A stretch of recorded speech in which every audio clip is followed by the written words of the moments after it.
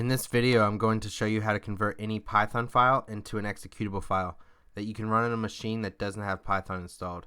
So in order to create our executable file, we do this by navigating to the directory of where our Python script is located. Once we're here, we type in cmd up right here. Type pip install pyinstaller into the command prompt once you enter.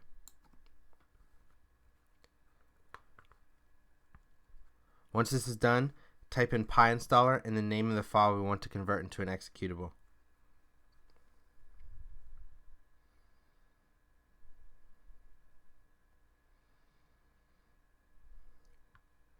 I'm going to add two flags, one file and W.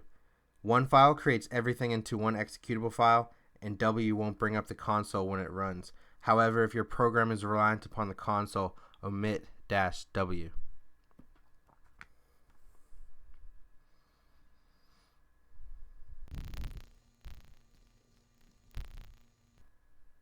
Once complete, exit out of the command prompt and go to the directory of where your Python script is located.